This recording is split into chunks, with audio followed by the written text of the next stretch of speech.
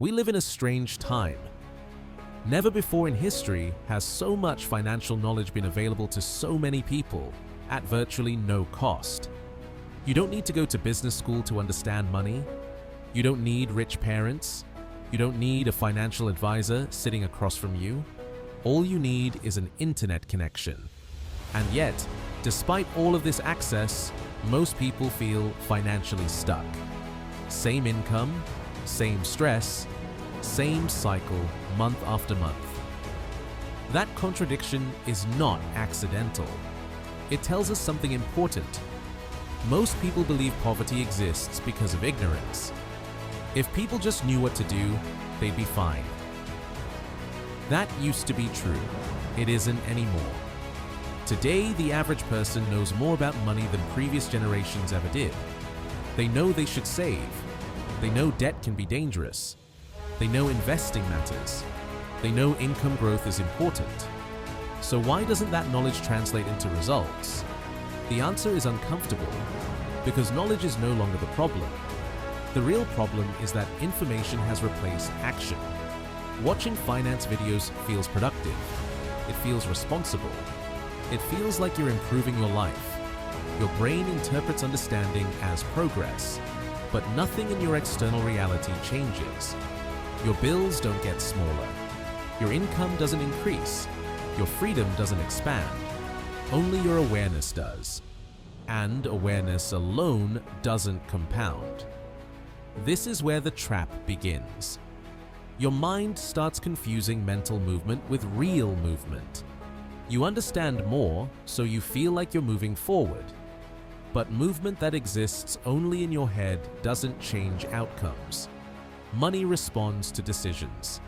Money responds to behavior. Money responds to action. It does not respond to insight. Over time, this creates an internal conflict. Inside, you feel smarter than before. Outside, your life looks the same. That gap creates frustration. And frustration, when left unresolved, turns into avoidance. Most people don't fail because they're lazy. They fail because they live in a permanent state of almost. Almost ready, almost confident, almost prepared. Finance content feeds this state perfectly. There is always another video, another explanation, another strategy. So, starting gets postponed again and again. Preparation becomes a lifestyle. And commitment never arrives.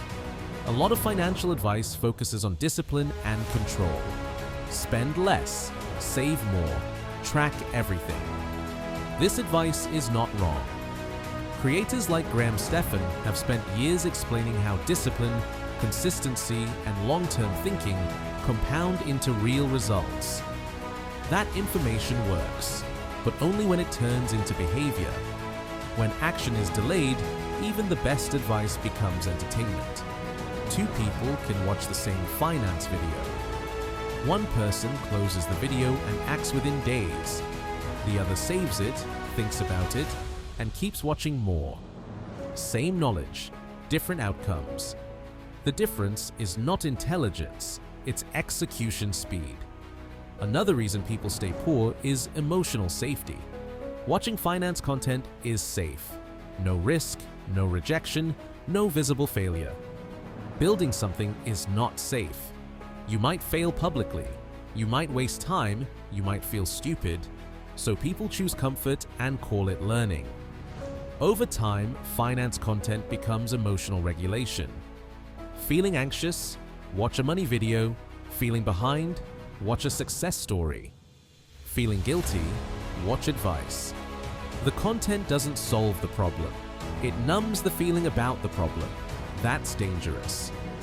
Another layer people rarely talk about is identity. Watching finance content allows people to see themselves as someone who is working on their finances. That identity feels good. But identity without behavior is fragile. Eventually, it collapses under the weight of reality. There's also the illusion of complexity.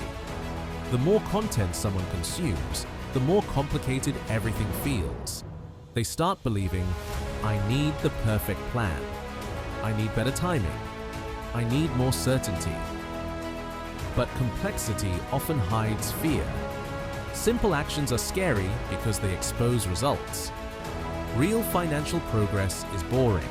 It's repetitive, it's quiet, it lacks drama. Finance videos rarely show that part.